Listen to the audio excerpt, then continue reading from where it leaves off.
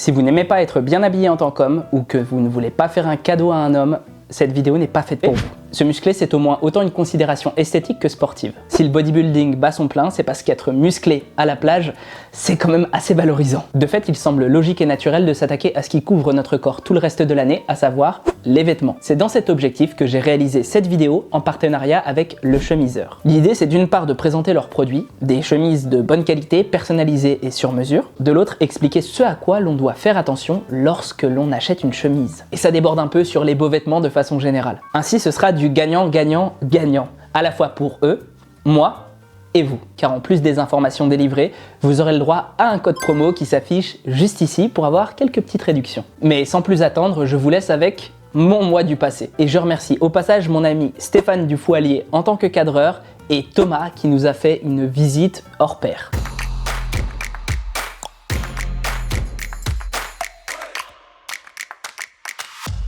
Donc là, Gaël, je te fais créer ton compte donc pour la marque Le Chemiseur. En fait, voilà, on est une marque qui fait, du coup, on a un showroom parisien, mais aussi on fait du sur-mesure en ligne. Et c'est cool d'avoir son compte parce que c'est dessus que tu retrouveras toutes tes mesures, tes commandes, tu retrouves tous nos tissus, toutes nos personnalisations. Donc c'est des informations qui sont cool pour toi à retrouver dessus. Puis c'est toujours intéressant pour soi aussi, comme tu fais de la musculation, de voir tes mesures vêtements, comment elles vont évoluer. C'est souvent un truc en fait qu'on utilise d'ailleurs en muscu, ne serait-ce que pour surveiller notre taux de masse grasse. C'est vrai. Il y a pas mal de trucs en fait qui sont assez transversaux entre les vêtements et la musculation parce qu'après tout, moi j'ai l'impression quand même que les deux disciplines, si on peut appeler le vêtement une discipline, en tout cas je sais pas, l'art sartorial peut-être plutôt, c'est quand même dans l'idée d'améliorer son aspect physique, en tout cas quand on pense au bodybuilding. C'est vrai que la musculation n'englobe pas que le bodybuilding. Toi par exemple, tu es powerlifter. Ouais, c'est ça. D'accord avec toi sur le fait que la musculation et les vêtements, ça se rapproche beaucoup. Notamment le sartorialisme en fait. Donc déjà c'est visuel tous les deux. Donc voilà, les muscles, le corps, les vêtements qui nous recouvrent et aussi le fait que en fait en musculation, le but c'est de modifier son apparence avec du coup des muscles, des poses, etc. dans l'optique bodybuilding, et le vêtement c'est avec les coupes, les proportions, tu modifies également les proportions. Donc en fait c'est les deux, c'est de l'apparence, mais c'est de l'apparence aussi modifiable en fait pour les deux. Ouais. L'autre tu joues sur le taux de masse grasse, les muscles, et là tu joues sur des coupes, des couleurs, des trucs, donc voilà. Donc moi je trouve que ça se rapproche très bien, et dans tous les deux il y a l'optique aussi d'avoir la meilleure coupe possible, le style aussi. Déjà, premièrement, on va beaucoup parler d'art sartorial dans cette vidéo. Qu'est-ce que c'est que l'art sartorial? L'art sartorial, c'est quand même, du coup, c'est un peu l'élégance classique. Ça décrit un peu un style vestimentaire avec des vêtements habillés, les vêtements un peu tailleurs. Donc, tu vois, tout ce que tu t'imagines d'assez classe actuellement, mais qui ont des vêtements un petit peu d'un autre temps. Donc, voilà, tout ce qui est chemise, costume, des pantalons très habillés. Il y a aussi des chapeaux, des accessoires. Mais c'est un petit peu tout ça, cravate, nœud papillon, tous les vêtements un peu tailleurs, classe qu'on s'imagine. Et l'art sartorial, du coup, pour faire un peu un rapprochement avec la musculation, le bodybuilding. Le bodybuilding, le but c'est d'avoir le corps le plus beau, le plus harmonieux possible. Et du coup, l'art sartorial, c'est un petit peu pareil. Le but c'est de flatter le corps un maximum.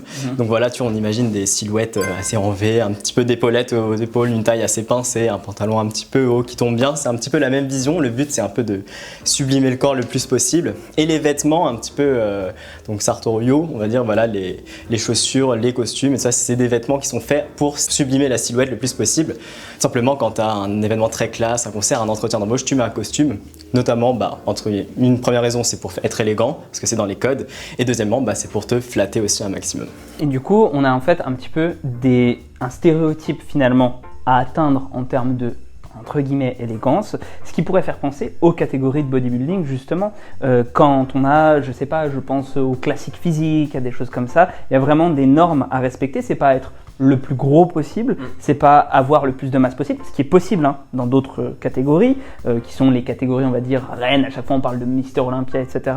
Mais la plupart des gens, notamment par exemple les femmes, préfèrent généralement le bikini, qui n'est pas forcément une catégorie où il faut avoir le plus de masse possible, et beaucoup de personnes préfèrent aux Mass Monsters, les gens justement qui sont en classique physique et qui ont un peu plus, du coup, peut-être ces standards de l'élégance au niveau du bodybuilding. Je pense que le parallèle est intéressant de ce point de vue-là. Ouais, c'est ça. Et bah tu vois, moi aussi je fais un parallèle du bodybuilding un peu aux vêtements. Pour moi, les catégories un peu extrêmes, du coup, qui sont pas celles qui pèsent le plus, bah la catégorie open de bodybuilding ou Voilà. les gros mass monsters comme tu dis.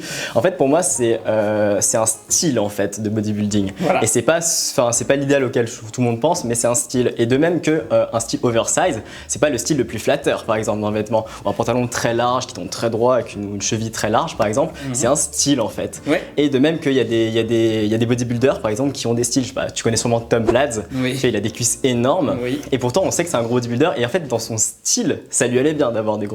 Même si on sait qu'il aurait été, entre guillemets, mieux avec des cuisses plus fines, un haut plus développé. Mais c'est un style. Du coup, c'est le style Tom Platz. Il aimait bien vu qu'il les entraînait, tu vois, il les gardait. Puis c'est devenu sa marque de fabrique en fait. Voilà, un peu. Voilà, donc en fait, c'est un peu un style. Et pareil, dans le vêtement, donc il y a un peu la silhouette donc sartoriale, un peu voilà, idéalisée. Et après, il y a un peu tout ce qui est style. Sinon, on passerait nos journées à être habillés que en style sartorial tout le temps pour paraître au max. Oui. Mais c'est pas ce qu'on recherche, parce que bah voilà, on a aussi chacun nos préférences de style. Un truc que j'aime bien dire, c'est à quoi bon faire de la musculation 4 fois par semaine si tu le fais dans une optique esthétique, si c'est après pour te mettre des vêtements dessus ou que ça ruine tous tes efforts. Et l'inverse aussi, à quoi bon être super bien habillé si ton corps voilà, dans lequel t'es, tu l'aimes pas et que sans vêtements, t'es plus rien, quoi. Tout à fait.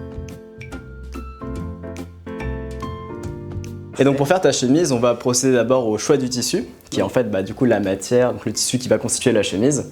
Ensuite le choix des personnalisations, tout ce qui est col, poignet, les initiales et autres. Et ensuite à la fin la prise de mesure. Moi il y a un truc en particulier que je n'ai jamais réussi à faire en tant que go muscu mais aussi sportif en fait, parce que moi au départ je suis sportif voilà, de haut niveau en kendo, et en fait j'ai toujours eu un cou, comme on a des casques en kendo qui pèsent. J'ai eu mon cou qui s'est développé très tôt. Je ne peux pas fermer mes chemises. Autant les polos, c'est faisable, mais c'est pas très agréable.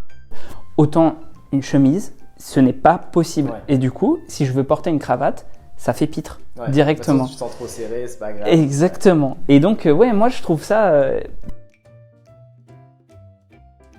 je trouve ça intéressant, pour le coup, de pouvoir un petit peu voir si ça va pouvoir répondre à mes attentes de ce point de vue-là. Une des seules choses que je connais, on va dire au niveau de l'art sartorial, encore une fois, c'est que le but d'un vêtement, comme tu le montres bien sur toi, parce que tu es quand même costaud, tu vois, c'est pas nécessairement d'être le plus serré possible et d'avoir les gros muscles qui ressortent, en fait. C'est, je pense, qu'il y ait une harmonie. Et un truc que je vais dire aux gens qui me suivent sur ma chaîne, qui veulent peut-être avoir l'air le plus stock possible, ça se remarque. On le voit que les gens sont musclés. Même quand ils portent pas des trucs très très ajustés, les gens le voient. Si tu cherches à show off toujours, Ouais, c'est ça, surtout dans la vision du beau vêtement, de tout ce qu'on aime, en fait, il y a toujours cette recherche un peu d'élégance qui est un petit peu moins, qui a forcément beaucoup moins dans la musculation, le bodybuilding. Et en fait, c'est vrai qu'un vêtement qui est vraiment collé près du corps, quelle que soit sa morphologie d'ailleurs, c'est pas quelque chose qui est considéré comme très élégant. Un vêtement très fité, enfin un pantalon très fité, très près, complètement skinny, qu'on ait des petites jambes musclées, grosses et autres, dans tous les cas, c'est pas considéré quelque chose comme très élégant.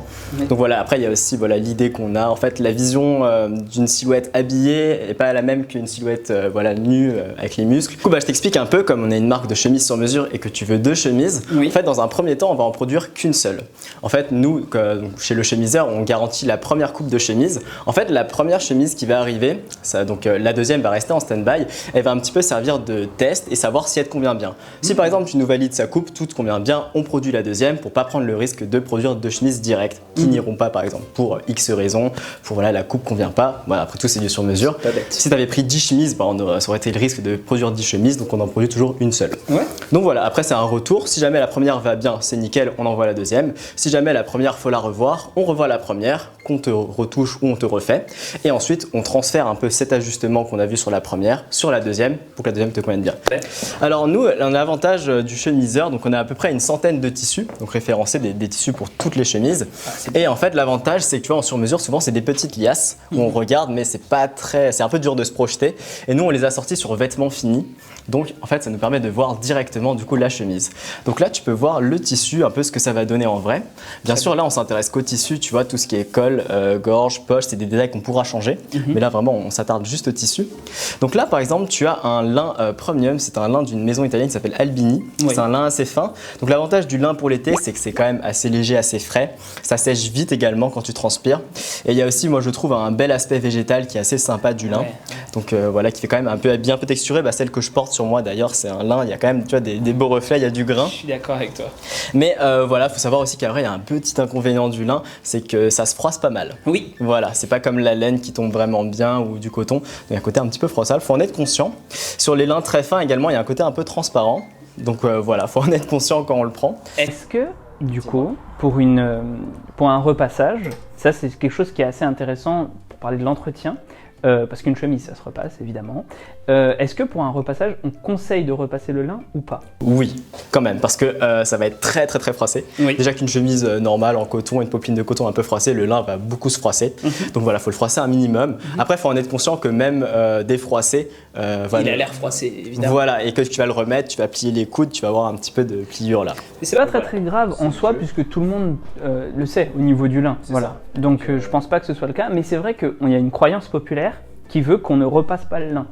Ah oui, d'accord. Oui. Je n'étais pas au courant. T'étais pas au courant, voilà, c'est pour ça. Donc je préfère le préciser, c'est pas répandu chez tout le monde, hein, mais il y a beaucoup de gens. Moi, de ce que j'ai entendu, je me suis un petit peu renseigné au niveau du lin aussi pour pouvoir avoir, parce que j'ai quand même beaucoup de chemises en lin, pour pouvoir avoir quelque chose qui soit propre en termes d'aspect.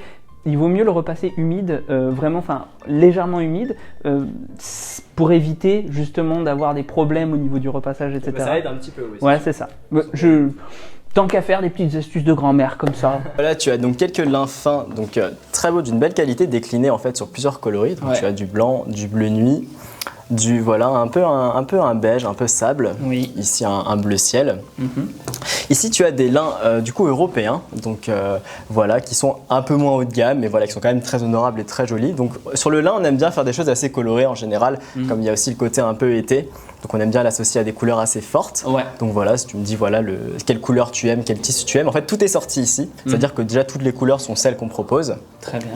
Ici tu as des lins un petit peu plus épais. Donc en fait, je sais pas si tu vois, tu touches, donc c'est un peu plus épais, c'est un peu plus opaque. Ça tombe un peu mieux également, parce que plus c'est fin, plus ça froisse, plus c'est épais, plus ça c'est lourd, plus ça tient. C'est ce que tu portes. C'est ce que je porte, exactement. Il est beau ici. Ouais, il est très beau. C'est pour ça que je l'ai pris aussi, je l'aime beaucoup.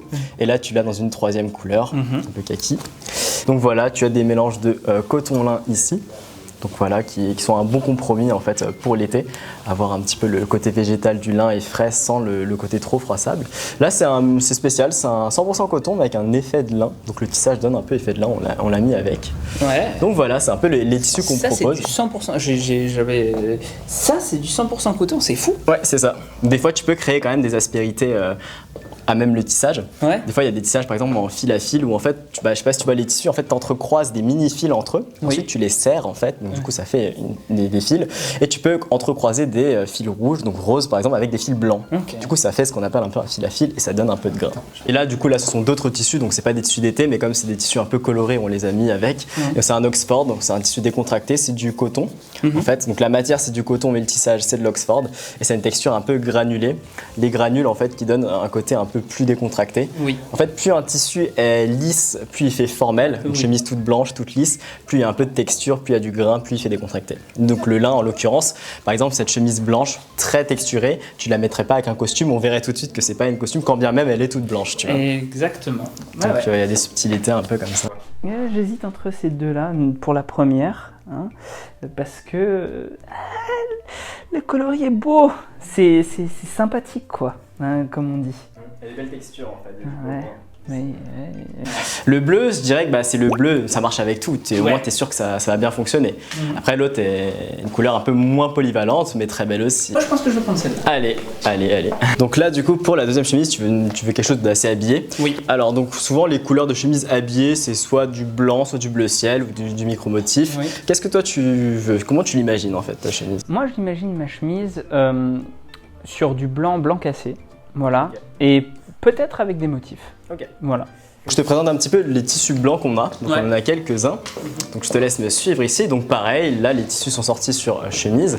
Donc là par exemple tu as deux tissus blancs. Alors du coup donc là sur ce portant en fait tu as des chemises en popeline. Donc la popeline en fait c'est ce tissage assez lisse et fin que tu retrouves sur la plupart des chemises en fait, des chemises habillées en coton. Donc voilà, tu la retrouves un petit peu partout en prêt-à-porter. Donc c'est un tissu assez classique.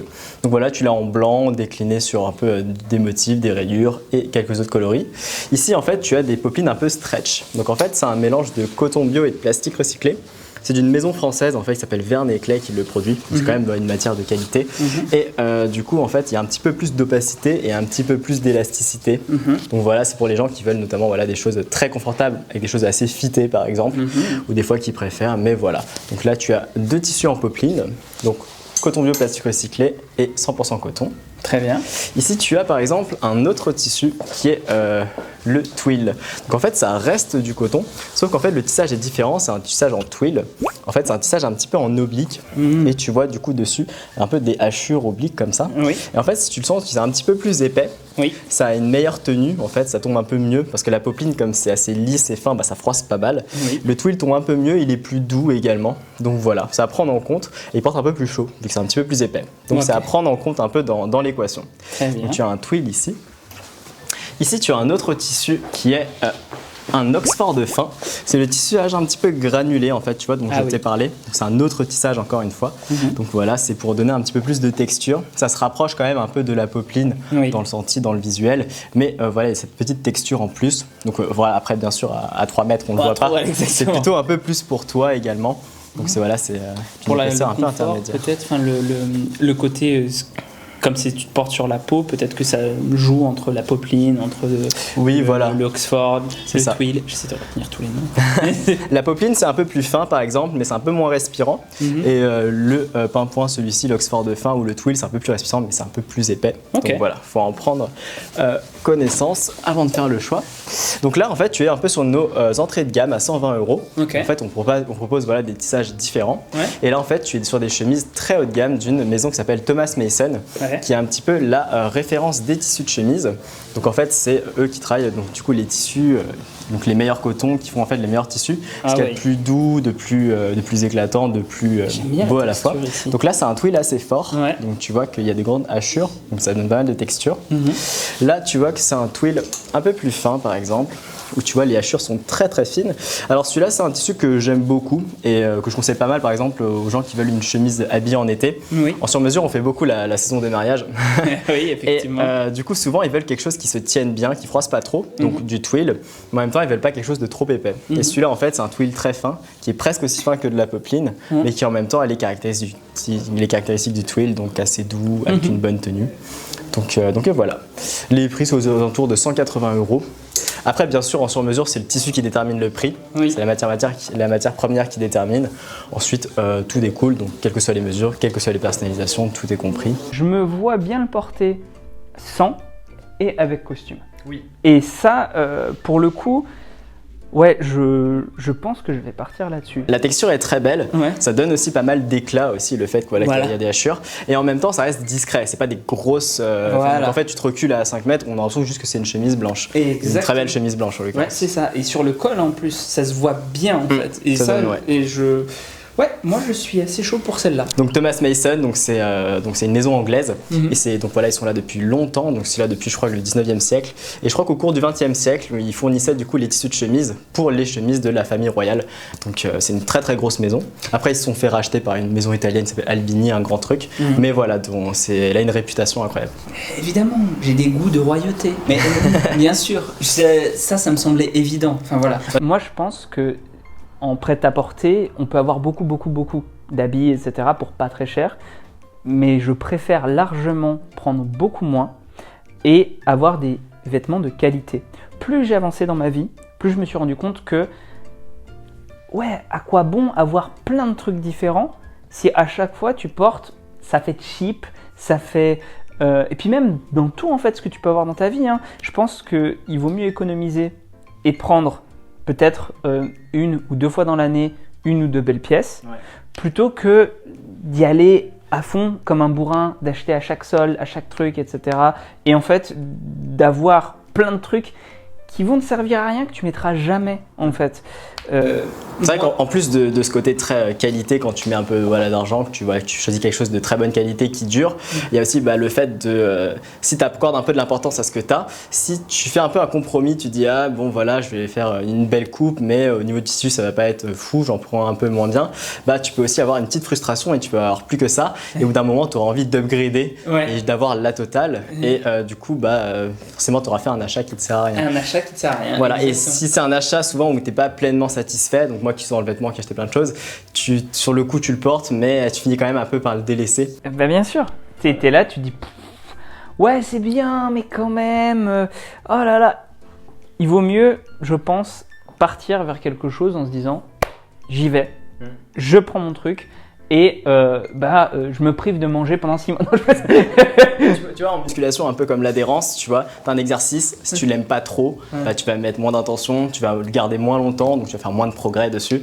Et si tu gardes quelque chose que tu aimes vraiment beaucoup, et du coup tu y vas à fond, forcément sur le long terme, t'es gagnant, quoi. Quand tu enrichis des gens qui font des produits de qualité, en fait, le plus souvent ce sont des petits producteurs, en tout cas pas à aussi grande échelle, donc tu vas contribuer généralement à un petit peu plus de choses en local, tu vas faire un petit peu plus vivre l'économie de ton pays, etc.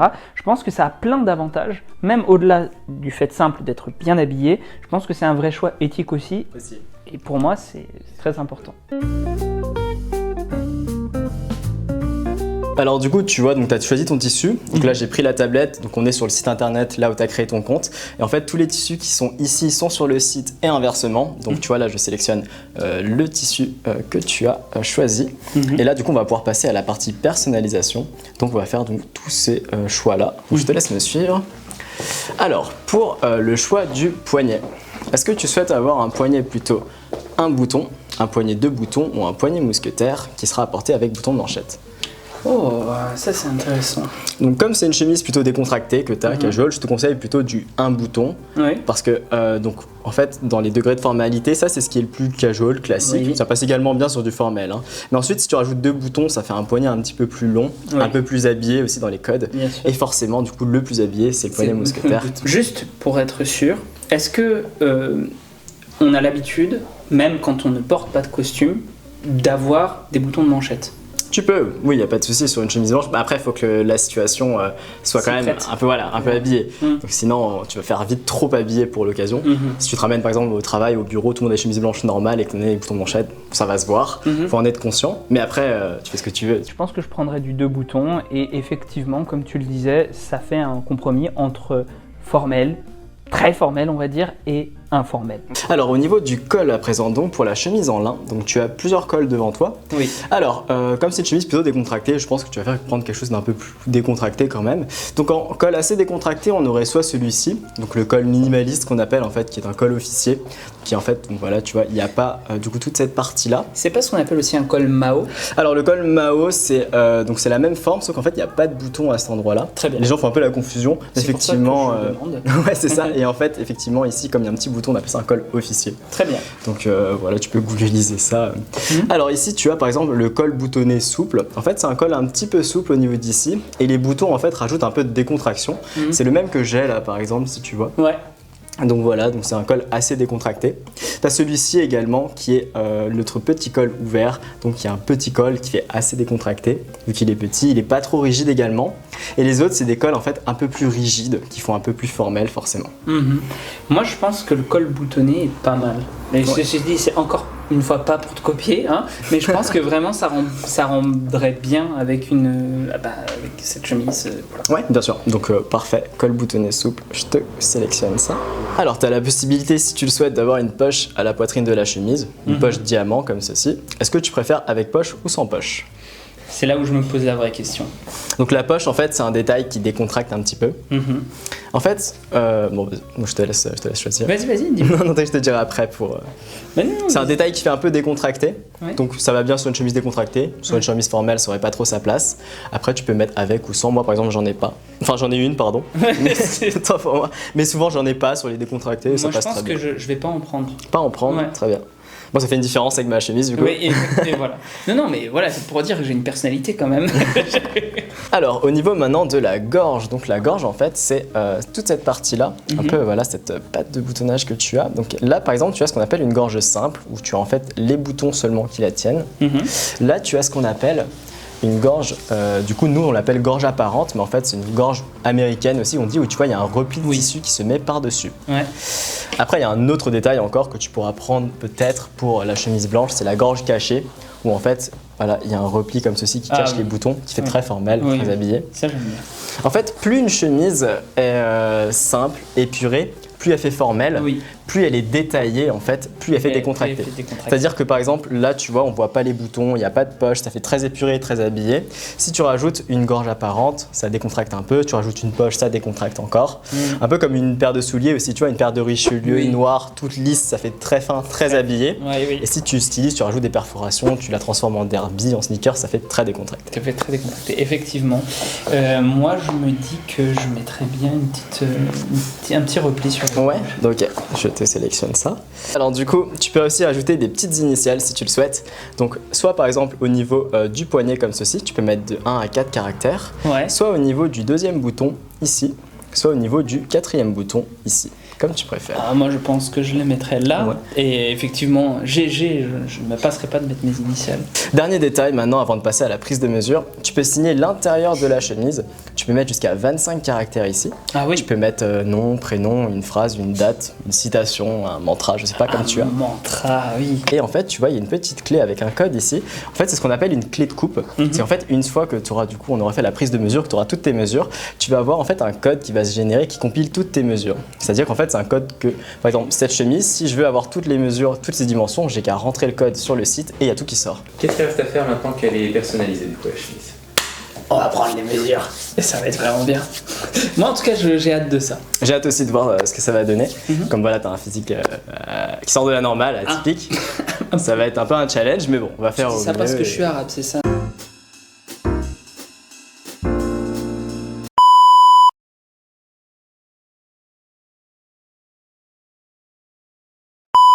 Donc pour la prise de mesure, en fait, ça se fait avec une chemise gabarit. C'est-à-dire qu'en fait, je vais te mettre une chemise pour voir comment elle tombe sur toi. Forcément, elle n'est pas à tes mesures, mais on va adapter tous les points de mesure et faire en sorte qu'elle le soit. Donc pour choisir la taille de chemise, je vais te mesurer ton tour de torse. Donc je vais te demander de lever les bras. Est-ce que tu sais à combien tu es en tour de poitrine? Pas du tout, je ne mesure jamais. Alors, ta chemise, donc là, je suis aux alentours de 99. La chemise, tu la souhaites plutôt ajustée près du corps ou plutôt droite, confortable? Pour je pense que je souhaite toujours relativement ajusté. Un peu ajusté? Oui. Ce qui est très bien. Non, mais ce qui me semble le plus adéquat, parce que de toute façon, là je suis en sèche pour au moins perdre 5 kilos, quelque chose comme ça, ou 4 kilos. Donc du coup, il vaut mieux que le vise ajusté. Ça fera peut-être une coupe intermédiaire. Ouais, ok, ça roule. Donc pour toi, je pense qu'on est plutôt sur une taille 40. Donc je vais faire en fonction de ton tour de poitrine, forcément. Forcément, après, donc ça va être... c'est basé plutôt sur ton tour de poitrine, mais il va y avoir plein de choses à adapter. Je te fais essayer du coup notre taille 40. Hop, et je te laisse, la cabine est juste là. Voilà, donc on a la possibilité, si tu le souhaites, d'élargir légèrement le poignet où tu as la montre pour en fait laisser la montre glisser un petit peu plus facilement, un peu comme ceci, tu vois. Ça permet à la montre de glisser sous la manche et éviter qu'en fait que la manche bute contre le poignet et qu'il y ait plein de plis un peu disgracieux. Après, ta montre, elle est très épaisse, elle est très grosse, donc ça changera pas grand chose. On va laisser le poignet symétrique. D'accord, donc 2 poignets de mesure symétriques, c'est très bien également. Hop. Alors, maintenant on va regarder un peu le corps de la chemise, donc on va regarder un peu ces 3 mesures, tu vois. Donc c'est le tour de torse, le tour donc, du cintrage et le bassin. Quand je dis voilà, tu vois que c'est en fait une image de vêtement plié, en fait, enfin il est posé par exemple, c'est un vêtement à plat. Donc en fait c'est 56 sur le torse et 56 sur le dos. En fait. Bah oui. Tu multiplies les deux. Donc en fait quand on se parle du tour de torse, c'est le torse qui comprend le dos également. Alors, comment tu te sens au niveau du torse pour celle-ci? Au niveau de là, ça me semble bien. Voilà. La taille, ça me semble trop large. Un peu large. Voilà, c'est ça. plus ajusté. Et après, Au niveau en du bas, bassin, voilà, on pourra voir. Mais donc dans le torse, dans un premier temps, c'est vrai qu'en fait j'ai pris la mesure du torse qui te convient le plus. Oui. Donc effectivement, c'est pas mal. Alors donc les physiques un peu athlétiques comme les tiens, donc au niveau du torse, je trouve ça pas mal. Mais tu vois qu'on sent très légèrement qu'il peut y avoir un peu de tension si jamais tu t'écartes un petit peu comme ça. Oui, oui. On voit également que en fait le vêtement, il est fait quand même en général pour englober des physiques qui ont pas de Ils sont droits. qui sont tout droits en Ouais. fait. Et toi en fait comme tu as donc du muscle, ça fait quand même voilà un peu des aspérités. Les gens te croiront pas sur internet si tu dis que j'ai du muscle, mais Bon voilà, ça se voit un petit peu et du coup sur le vêtement, voilà, tu vois, tu as des petits plis qui vont se faire. Alors, soit moi je te proposerais de rester un petit peu comme ça, donc sur cette mesure-là du torse, soit on peut élargir, mais le problème d'élargir, c'est que ça va bien tomber ici, devant. En fait, ça va éviter d'avoir des petits plis si tu laisses voilà, les bras le long du corps. Par contre, ça va ajouter beaucoup de tissu sur le côté. C'est ça un petit peu le problème. Pour moi, je te trouve plutôt bien sur, sur ce torse-là. j'ai vraiment cette impression qu'au niveau du torse ça va. Puis je compte pas faire des mouvements de malade non plus. Oui, voilà. Donc, Après, c'est normal, par exemple, quand tu mets les deux bras en avant comme ceci, d'avoir la chemise plaquée dans le dos. Bah oui. Ce qui est normal, parce qu'en fait, si elle n'est pas plaquée là et qu'elle est très confortable, ça veut dire qu'en fait, les bras le long du corps, tu auras beaucoup de tissu au repos. Exactement. Donc voilà. Donc très bien au niveau du torse, moi ça me paraît bien. Au niveau du cintrage maintenant, donc au niveau du cintrage, là on voit que donc il y a effectivement beaucoup de matière. De toute façon quand quand on est un peu musclé, on a un gros drop entre le torse et le cintrage. C'est surtout ça, moi, que je trouve dérangeant parce que, en plus, dès que tu rentres ta chemise, ça devient catastrophique. Ouais. C'est vraiment Hop. Tu veux quelque chose de quand même assez cintré. bien cintré parce que, comme je te le disais, je vais perdre du poids. D'accord. Je suis en. Voilà. Donc, c'est vraiment, ça va être par là que je vais perdre en premier. Ça, je le sais. Là, j'ai pris du tour de taille, mais pour te donner un ordre d'idée, je pense que le matin à jeun, je dois être à 80-81 cm de tour de taille et je pense que je vais perdre dans les 5 cm. On te propose quelque chose et de toute façon en fait c'est un premier essai, c'est un Oui, premier c'est ça, jet. c'est ça. Parce qu'il peut y avoir de multiples raisons pour lesquelles le premier essai ne te convient pas parfaitement. En fait c'est un peu un premier jet où on va avoir quelque chose qui se rapproche beaucoup et ensuite ça va être de l'ordre du détail qu'on va affiner. Ça peut être par exemple tout simplement toi qui changes de goût, ça peut être une incompréhension dans notre échange, ta vision, ma vision qui est différente, on s'est peut-être mal exprimé, ça peut être tout simplement moi également qui est mal fait. Donc voilà, c'est un petit peu le job, c'est de cerner un peu les attentes de la personne que tu as, un peu, voilà, il y en a qui disent qu'ils veulent quelque chose de cintré, mais en fait c'est très cintré ou forcément pas trop cintré. Donc il faut un petit peu voilà, comprendre la personne qu'on a en face.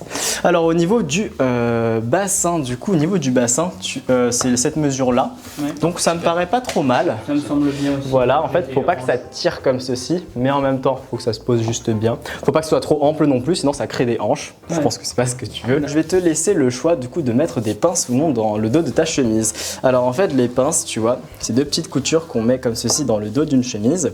En fait, ça pince du tissu à l'intérieur. Alors en fait, ça fait en gros un cintrage sur les côtés et dans le dos. Ça change pas la mesure en fait qu'on va mettre, qu'on va définir, mais ça va changer le placement du tissu. Si tu te mets par exemple de profil au miroir, donc là par exemple tu as une chemise sans pince, donc en fait même si on va la cintrer, la chemise elle sera cintrée sur les côtés, donc en fait ça va te suivre les flancs comme ceci, mais le problème c'est que dans le dos il va quand même y avoir un peu de matière et si on met des pinces dans le dos en fait ça va cintrer sur les côtés, donc les flancs, et également suivre le dos. Ce qui est en général plus joli quand on a la chemise portée dans le pantalon, ce qui est ton cas, ce que tu veux. Pour une chemise portée en dehors du pantalon, on préfère quelque chose de plus droit, un peu comme un t-shirt ou un polo, quelque chose qui tombe plutôt droit, sinon ça fait bizarre, hein, ça suit la courbe du dos. Mais pour une chemise portée dans le pantalon, sinon il va y avoir de l'excès ici. Donc on va te mettre des pinces. Ça me va. C'est ce que je désirais. Dernier point, le point de la longueur maintenant. Donc c'est une chemise qui va être portée plutôt dans le pantalon. Alors il y a plusieurs longueurs possibles. Donc soit il y a une longueur assez longue. En fait tu vois notre point de repère un peu, c'est si on regarde un petit peu voilà, au niveau de la braguette, une chemise qui est portée dans le pantalon, elle est assez longue, elle descend jusqu'ici pour qu'en fait quand tu lèves les bras ou autre, elle sorte pas du pantalon. Une chemise qui est portée en dehors du pantalon, donc il faut qu'elle soit plus courte, sinon on voit plus les jambes, ça fait une silhouette un peu bizarre, donc elle est plutôt ici, au niveau de la mi-braguette. Après, tu vois, on peut toujours trouver une longueur un peu intermédiaire entre les deux. C'est pas tout noir ou tout blanc. On peut faire quelque chose, un compromis, quelque chose de pas trop long pour que tu puisses la sortir du pantalon, ça passe pas trop longue, mais en même temps un minimum longue pour que portée dans le pantalon elle tienne. Je pense qu'on va partir sur le compromis. Je pense que c'est bien aussi. Ouais. Donc par rapport à la chemise de Gaïs, donc il y a voilà, un petit élargissement d'épaule, enfin celle qui porte là, le chemise gabarit. Il y a un agrandissement du cou surtout. Il y a un gros rétrécissement du cintrage, Oui. un peu en longueur de manche, en longueur du corps également. Et puis voilà quoi. Globalement voilà, c'est un peu cette problématique, surtout du cintrage en fait, qui est surtout C'est surtout ça. à retirer. Oui, oui. Et le cou, tu vas devoir un peu augmenter. Toi. Et oui, mais ça c'est toujours le cas. Hein.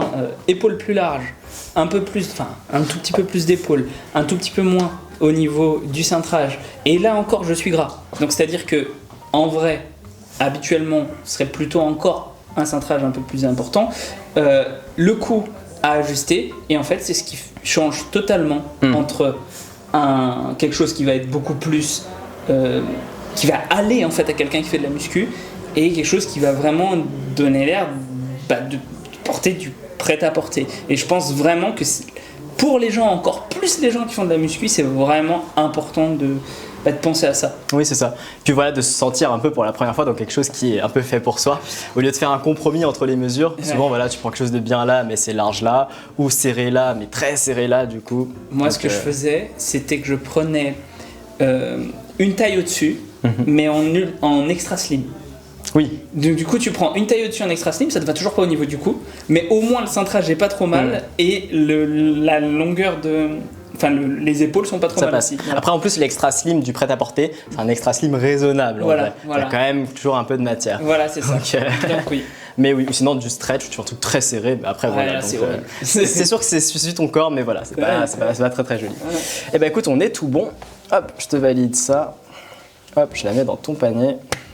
Très bien.